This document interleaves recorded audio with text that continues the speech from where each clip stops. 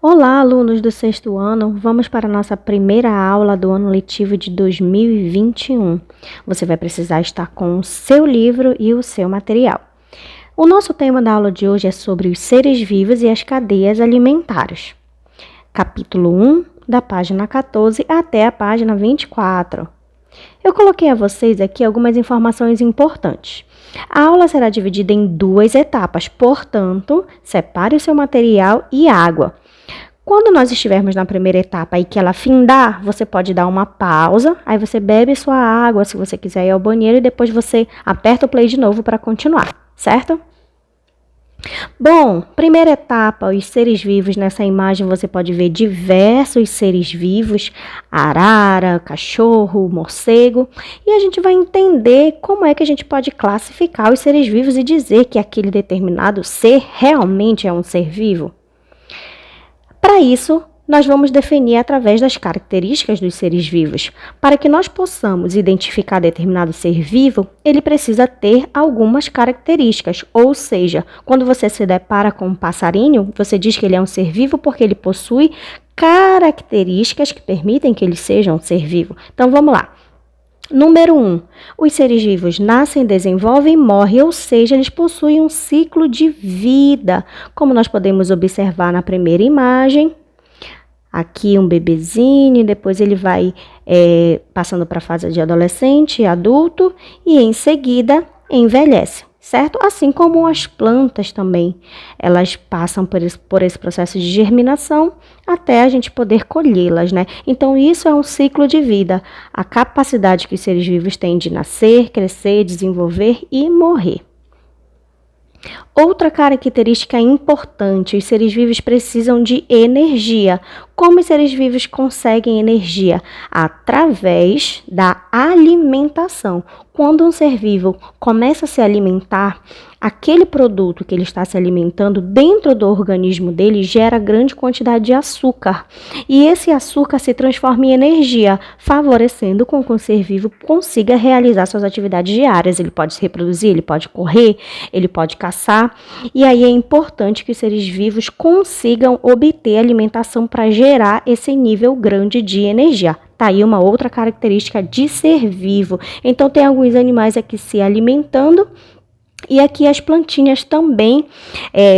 O modo que ela tem de obter energia, nós vamos estudar quando estivermos estudando fotossíntese, certo? Número 3, os seres vivos podem se reproduzir. É a capacidade de ter descendentes ou filhos. Quando um determinado ser vivo ele chega ao alcance da sua idade próxima para se reproduzir, é aquele momento em que a espécie ela vai começar a perpetuar. O que é perpetuar? Ela vai ter a capacidade de se unir a um outro ser vivo da sua mesma espécie, macho e fêmea, e a partir de um cruzamento vai gerar novos descendentes, ou seja, filhotes, como a gente costuma falar. Então, essa capacidade que o ser vivo tem de gerar, de perpetuar a espécie, nós chamamos de reprodução. Resumindo, é a capacidade que ele tem de ter filhos, como está a imagem aí para você ver. Os seres vivos dependem do ambiente.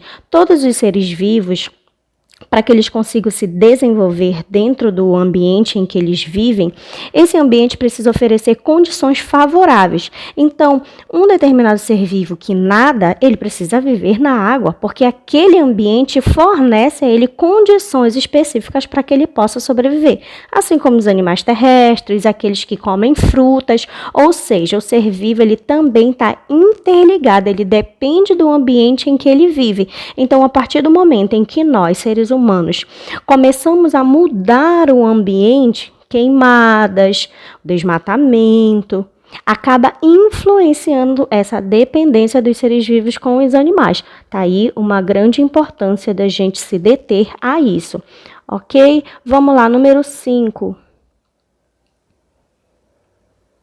Os seres vivos interagem uns com os outros. Vocês acham que os seres vivos eles estão ali na natureza somente reproduzindo reproduzindo, ou então se alimentando, ou então se livrando de certos animais. Como será essa relação dos seres vivos na natureza? Eles se relacionam com os seres da sua mesma espécie e também com seres de espécies diferentes.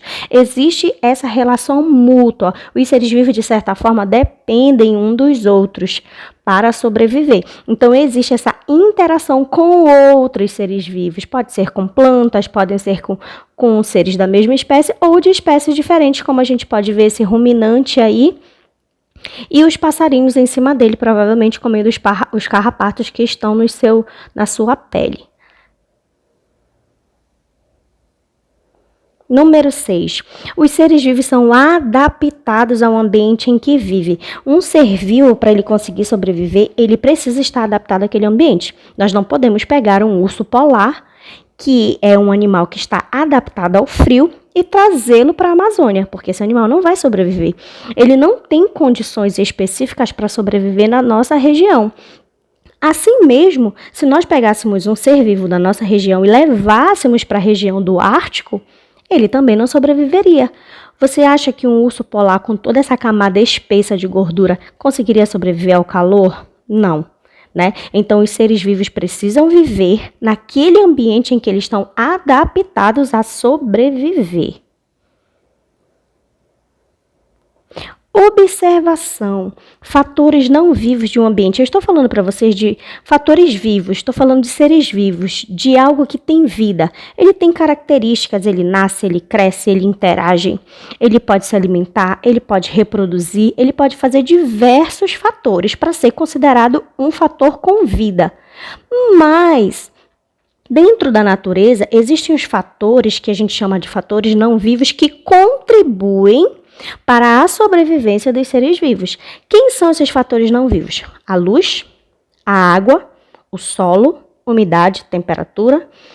Esses fatores não vivos, eles contribuem de uma maneira muito eficaz, porque os seres vivos não podem viver sem a luz do sol, não podem viver sem a água, precisam de um lugar para sobreviver, por exemplo, o solo, precisa da umidade, da temperatura. Então, esses fatores acabam contribuindo para a sobrevivência dos seres vivos. Não confundam seres vivos com fatores não vivos. Por exemplo, a água.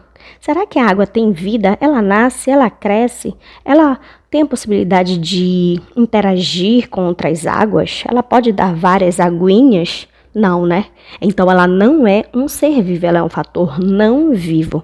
Quando você tiver com essa dúvida, você coloca na sua cabeça, deixa eu ver se a água tem um ciclo de vida, se a luz tem um ciclo de vida, nasce, cresce, morre, e aí você consegue diferenciar, ok?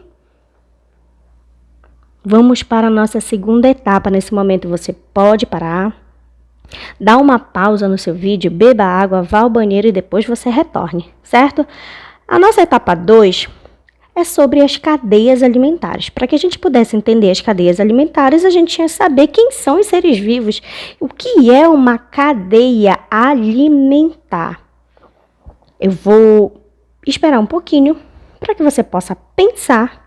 O que seria essa cadeia alimentar? Como ela acontece na natureza? De que maneira ela acontece? Vamos lá. Cadeia alimentar representa a relação de alimentação entre os organismos, podendo ser entendida como tudo aquilo, animais ou plantas, que faz parte do ciclo alimentar de um ser vivo. Ou seja, a cadeia alimentar nada mais é do que um entrelaçamento onde os seres vivos acabam se unindo pela alimentação. Ou seja, um animal serve de alimento para outro animal, um ser vivo serve de alimento para outro ser vivo, mas a cadeia alimentar, por isso ela recebeu esse nome, cadeia alimentar, porque tem a ver com o alimento, ela tem alguns detalhes importantes que a gente precisa saber e se organizar para entendermos. Quando nós falamos de cadeias alimentares, a gente precisa entender 3 grupos principais: os produtores, os consumidores e os decompositores. Esses 3 grupos de seres vivos são eles que vão estar distribuídos na cadeia alimentar. Quem são os produtores? São aqueles que produzem o seu próprio alimento. Produzem. Consumidores, aqueles que consomem, aqueles que vão sair em busca do seu alimento. E os decompositores são aqueles que estão na natureza esperando alguém morrer para que ele possa se alimentar daquilo que vai ficar da sua matéria orgânica. Então vamos analisar cada um desses. Produtores. As plantas e as algas não se alimentam de outros seres vivos. Elas são capazes de produzir várias substâncias que vão formar seu corpo e fazê-las crescer. Realizam a fotossíntese. Produtores, algas e plantas. As algas e as plantas têm a capacidade de produzir substâncias, produzir seu próprio alimento. Você não vê uma planta saindo em busca de alimento, não. Ela tem a capacidade de, dentro do seu próprio organismo, através da luz do sol, produzir substâncias que servem como seu alimento. Ela produz diversos açúcares e esses açúcares servem como reserva de energia e fazem com que elas possam crescer. As algas representam grandes produtores nas cadeias alimentares aquáticas. Ok? Professora, eu tenho uma dúvida. E as plantas carnívoras? As plantas carnívoras elas vão atuar como produtoras e como consumidoras, naquele momento em que ela está se alimentando de um ser vivo. Ok? Então vamos lá. Consumidores. Quem são os consumidores? Aqueles que saem em busca do seu alimento. Os carnívoros, que se alimentam de carne. Os herbívoros, que se alimentam de plantas. Os onívoros, que são aqueles seres vivos que se alimentam uma hora de planta, uma hora de carne, ou os dois juntos, como nós, em um prato de feijão, arroz e bife. Nós somos onívoros, porque nós temos vegetais e temos a parte ali do animal, né? Parte de carne. Os hematófagos, que são aqueles que se alimentam de sangue. Os detritívoros, que acabam se alimentando de todo aquele resto de animal que fica parecido com um decompositor, mas ele não realiza a decomposição, ele só acaba deteriorando o alimento que ele está comendo. Ok? Então, coloquei alguns exemplos para vocês aí de consumidores. Hematófagos, detritívoros, carnívoros, herbívoros e onívoros. Decompositores, importantíssimos, reciclam tudo que está na natureza. Imagina se todas as pessoas que já morreram, os seus ossos e a sua matéria orgânica ainda estivessem nos cemitérios, será que teria espaço para enterrar pessoas novas? Não, né? E os animais que morrem na natureza? Será que eles estariam todos empilhados até hoje? Será que nós viríamos os ossos dos dinossauros? Não. Por que isso não acontece? Porque ao longo dos anos, ao longo de muitos anos, os decompositores estão atuando. Eles estão decompondo toda a matéria orgânica que fica na natureza. E com isso transformam, reciclam, deixam parte dessa matéria virar determinados substratos que vão fertilizar o solo novamente. Então deixam o solo fértil. Ao longo do tempo, imagina que você passou pela rua, tem um cachorro morto, passa uma semana, 2 semanas, de repente não existe mais. Por quê? Será que sumiu? Alguém levou? Não. Os decompositores aos poucos começaram a deteriorar, a decompor, a fazer a reciclagem daquela matéria orgânica que ficou, tá? Quem são os decompositores? Fungos e bactérias. E aí a gente vai compreender a cadeia alimentar. Para que a gente possa compreender, a gente identifica que a cadeia alimentar é algo linear, como se fosse uma linha, uma reta. Ela tem algumas setas que indicam aquele ser vivo que está se alimentando do outro. E em função disso, a gente tem como se fosse uma certa ordem, que a gente chama de níveis tróficos. Então, nós temos o produtor. Ele sempre vai iniciar a cadeia. Por quê? Porque é ele que produz o seu próprio alimento. Antes dele não tem mais ninguém. Ele está ali produzindo seu próprio alimento. Então, o produtor inicia a cadeia. Quem vem depois do produtor? O consumidor, aquele que se alimenta do produtor. Ó. Por isso que a setinha está para cá, porque é ele que está se alimentando do produtor. E assim por diante, ó. E aí, na primeira sequência, eu tenho um alface, um caracol, um peixe e uma ave. E aí, eu tenho produtor, consumidor, consumidor e consumidor. Certo? Consumidores. Professora, e os decompositores não aparecem? Eles não aparecem, mas eles estão lá. A partir de um momento que cada um está morrendo, eles estão decompondo o restante da matéria. Olha esse outro exemplo. Eu tenho aqui o produtor, o consumidor, porque está se alimentando do produtor. Se ele está se alimentando do produtor, ele vai ser chamado de consumidor número 1, consumidor primário. Se ele está se alimentando do consumidor primário, adivinhe, ele vai ser o consumidor secundário. E assim por diante.